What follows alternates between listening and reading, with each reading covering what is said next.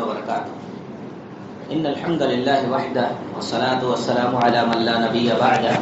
أما بعد، عن جابر بن عبد الله رضي الله عنه قال: غزونا مع النبي صلى الله عليه وسلم وقد تاب معه ناس من المهاجرين حتى كفروا إلى آخر الحديث. رواه البخاري.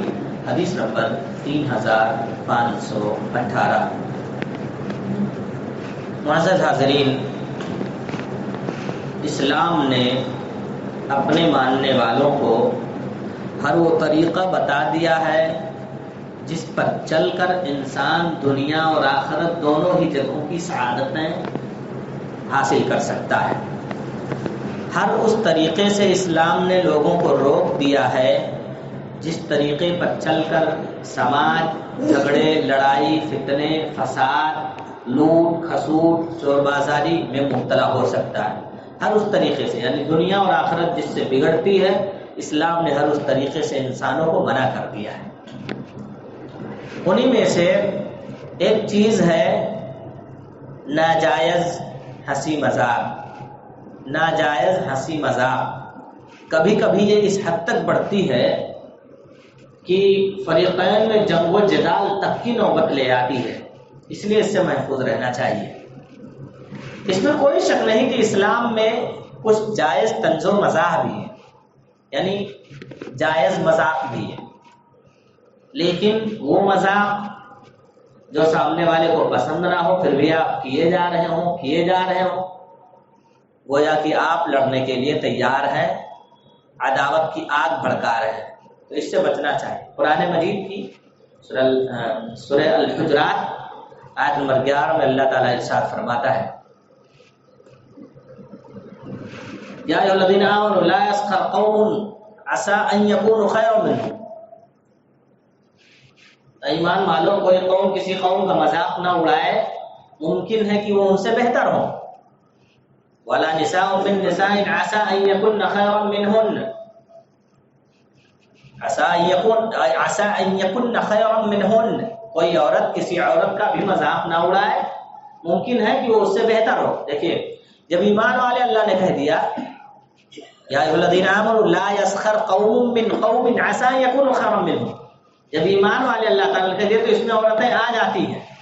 لیکن عورتوں کا خاص طور پہ اللہ نے نام اس لیے لیا کیونکہ ان کے یہاں یہ بری صفت زیادہ پائی جاتی ہے، اس لیے ان کا خاص نام اللہ نے لیا. ایمان والوں، تم کسی قوم کا، کوئی قوم کسی قوم کا مذاق نہ اڑائے، ممکن ہے کہ وہ ان سے ہو سکتا ہو بہتر ہو، یعنی جس کا مذاق اڑا رہے ہو. اور اسی طرح سے کوئی عورت کسی عورت کا مذاق نہ اڑائے، ممکن ہے کہ جس کا مذاق اڑا رہی ہے عورت وہ مذاق اڑانے والی سے بہتر ہو. اس لیے یہ غلط کام چھوڑ دو. وَلَا تَلْمِزُوا أَنفُسَكُمْ. آپس میں ایک دوسرے پر الزام بھی مت لگاؤ. وَلَا تَنَابَزُوا بِالْأَلْقَابِ. اور برے لقب سے مت پکار. بہت سارے لوگ ہوتے ہیں نا، اچھا خاصا نام توڑ مروڑ کے اور بگاڑ کے رکھ دیتے ہیں. اس میں کوئی شک نہیں کہ لوگوں کے نام بگاڑنے میں ماں باپ کا سب سے بڑا رول رہتا ہے. سب سے پہلے ماں باپ ہی نام بگاڑتے ہیں، یعنی ان سے اگر چھوٹو تو پھر اقربا ہی، پاس پڑوس والے یا گھر والے، دیگر افراد کبھی پیار میں کبھی یوں ہی ہنسی مذاق میں ایسے نام رکھ دیتے جو اسے پسند نہیں ہوتے. تو یہ طریقہ اسلامی طریقہ نہیں، اس سے بچنا چاہیے. بہرحال بات دوسری طرف جا رہی ہے. مذاق کی بات ہو رہی تھی. مذاق کبھی کبھی جنگ و جدال تک کی نوبت لے آتی ہے. اسی ضمن میں بخاری شریف کی 3518 نمبر کی روایت کا ٹکڑا میں نے آپ کے سامنے پیش کیا. راوی حدیث ہے جابر بن عبداللہ رضی اللہ تعالیٰ. کہتے ہیں اللہ کے نبی صلی اللہ علیہ وسلم کے ساتھ ہم نے غزوہ کیا. غزونا مع النبی صلی اللہ علیہ وسلم وقد ثاب معه ناس من المهاجرین حتى كفروا. نبی صلی اللہ علیہ وسلم کے پاس بہت سارے مہاجرین جمع ہو گئے، بہت سارے مہاجرین صحابی جمع ہو گئے. حتى كفروا، یہاں تک کہ بہت زیادہ ہو گئے. وكان من المهاجرین رجل لعاب. مہاجرین میں ایک صاحب بڑے دل لگی کرنے والے تھے. دل لگی کرنے والے یعنی ہنسی مذاق کے زیادہ جو رسیہ ہوتے ہیں، جب دیکھو تب ان کو دھمیڑی ہی سوچی ہوتی ہے. بہت سارے لوگ ایسے سماج میں ہوتے ہیں، زیادہ ہنسی مذاق کرنے والے، لعاب، کھیل کود زیادہ کرنے والے تھے. फकसा अंसारियन, हदीस के अल्फाज हैं, उन्होंने एक अंसारी सहाबी के बैक साइड पे, पीछे वाले हिस्से पर, हिप पर एक हाथ मार दिया। ये नाजायज मजाक है भाई। बातों की हद तक अगर कुछ जायज बातें हो, जायज मजाक की बात कर रहा हूँ तो ठीक है, आदमी हंस ले, ठीक है, सही है। अब किसी के मकाद पर, किसी के शर्मगाह से खिलवाड़ करते हो, ये तरीका बिल्कुल इस्लामी तरीका नहीं। इस्लाम से दूर होने के नाते, खास तौर पे थोड़े से जो मेंटल होते हैं या जिनके पास थोड़ी अकल की कमी होती है, या बेचारे जो थोड़े बिल्कुल बुजुर्ग हो चुके होते हैं, याददाश्त कमजोर हो जाती है उनकी, गांव देहात में इधर उधर आप देखो, वहां भी बच्चे धोती खींच खींच कर भागेंगे बाबा पू कहेंगे। ये तरबियत की कमी का नतीजा है, ऐसा बिल्कुल भी नहीं होना चाहिए। इन्नमा मिन जलालिल्लाहि तआला इकराम बिश्शैबतिल मुस्लिम, कितनी बड़ी बात अल्लाह के नबी के लिए। जिसके दाढ़ी के बाल सफेद हो गए हो, जिसके रेश सफेद हो गए हो, यानी बुढ़ापे की वजह से बूढ़ा हो गया हो, कमर उसकी बेचारे की झुक गई हो, उसकी तकरीम करना गोया अल्लाह की तकरीम करने के बराबर है। अल्लाह की तकरीम में से, अल्लाह को रिस्पेक्ट देने, अल्लाह को इज्जत देने में से यह है कि किसी सफेद दाढ़ी वाले को, बूढ़े बुजुर्ग इंसान को इज्जत दो आप। और यहाँ समाज में उल्टा ही कुछ होता है। बहरहाल तो उनके साथ भी ऐसा नहीं होना चाहिए। साहबी रसूल थोड़े से दिल लगे करने वाले थे। अंसारी साहबी को यूं ही हंसी मजाक में उन्होंने पीछे एक थप्पड़ मार दिया, वैसे हंसी मजाक में मारा। फगदबल अंसारी गदबन शदीदा, अंसारी साहबी बहुत तेज गुस्से में आ गए, बहुत तैश में आ गए। है भी ये कहीं ना कहीं बात तैश में आने वाली। ठीक है, बदन के किसी और हिस्से में हाथ लगा होता तो एक हद तक काबिल बर्दाश्त थी बात, लेकिन फिर भी वो सही नहीं, किसी को मार देना, मार के मजाक करना क्या है, नहीं होना चाहिए। बहरहाल अल्लाह के नबी सल्लल्लाहु अलैहि वसल्लम के साथ ही गुस्सा हो गए, हत्ता तदाउ, यहाँ तक कि आपस में एक दूसरे को मदद के लिए पुकारने लगे।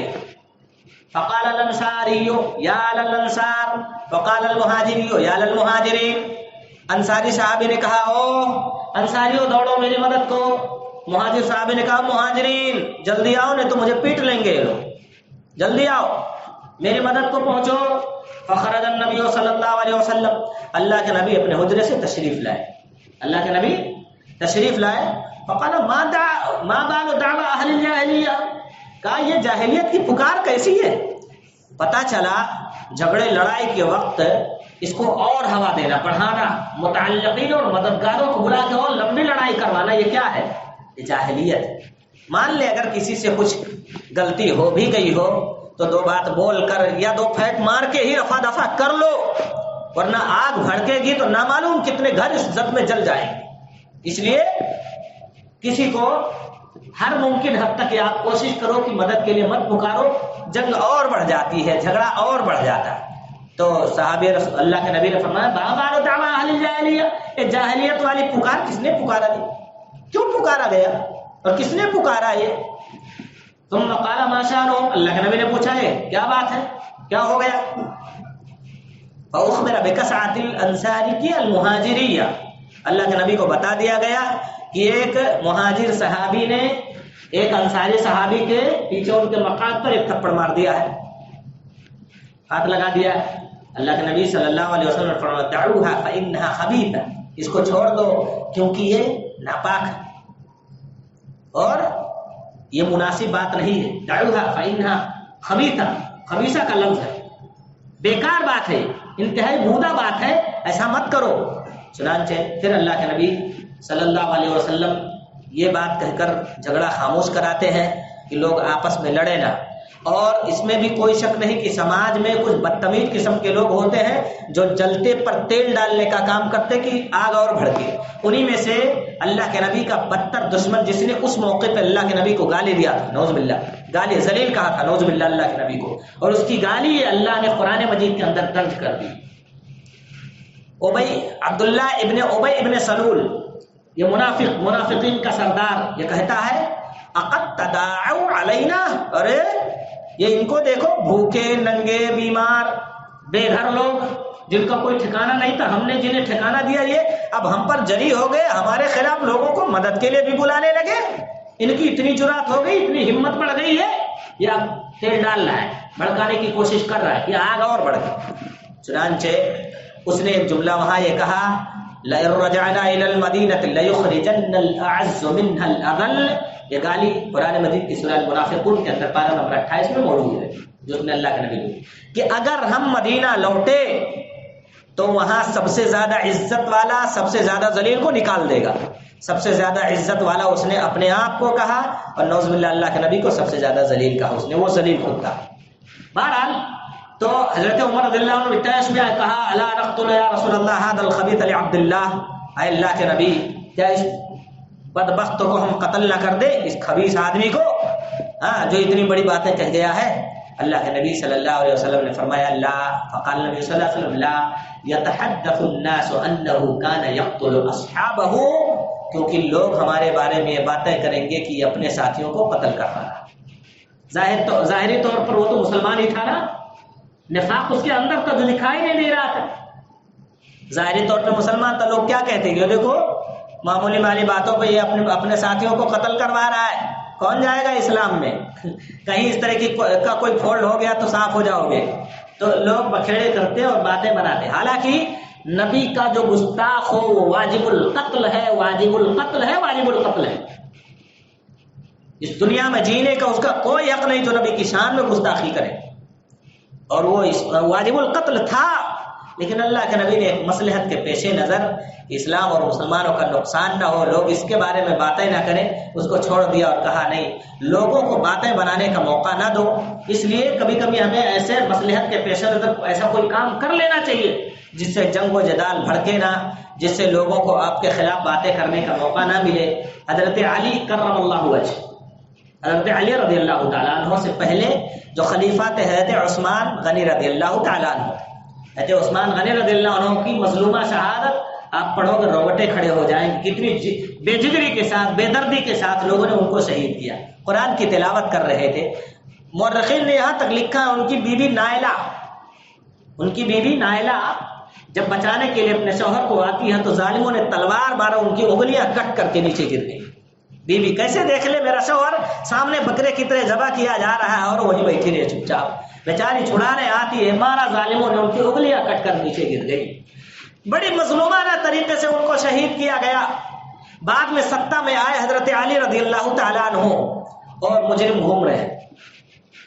یہاں سے اختلاف جنم لے گا، یہیں سے بڑھ رہا ہے. لیکن سوال یہ پیدا ہوتا انہوں نے جو مجرم تھے ان کو قتل کیوں نہیں کیا؟ اس کا جواب یہ بہت زیادہ تعداد میں ہوتے، بہت زیادہ تعداد میں ہوتے اور بڑی آگ بھڑکتی، بڑا فتنہ ہوتا. اس لیے مصلحت کے پیش نظر قاتلوں کو گھومتا ہوا دیکھتے تھے لیکن قصاص نہیں لیا انہوں نے. اور حضرت امیر معاویہ رضی اللہ تعالیٰ عنہ کی یہی ضد تھی، ان کی یہی دلیل تھی کہ قاتلین عثمان کو سزا کیوں نہیں دی جا رہی ہے. بس یہی سے اختلاف تھوڑا تھوڑا کر کے بڑھتا چلا گیا. بہرحال میں اس طرف نہیں جاتا. ایک مصلحت کے پیش نظر حضرت علی رضی اللہ عنہ نے جو قاتلین کو قتل نہیں کیا تو وہ یہی تھا کہ ان کی تعداد زیادہ ہے، ابھی جو ہے قصاص کے لیے تیار ہوں گے تو اور بڑا فتنہ ہو جائے گا، اور فتنے سے بچنا چاہیے. اللہ تعالی ہم سب کو ہر طرح کے فتنوں سے، ہر طرح کے شر سے، ہر طرح کی برائیوں سے، ہر طرح کے فساد سے اور جھگڑوں سے محفوظ رکھے اور پیار محبت کے ساتھ دنیا میں زندگی گزارنے کی توفیق عطا فرمائے. وصلی اللہ تعالی علی خیر خلقہ نبینا محمد وآلہ وصحبہ اجمعین. السلام علیکم ورحمۃ اللہ وبرکاتہ.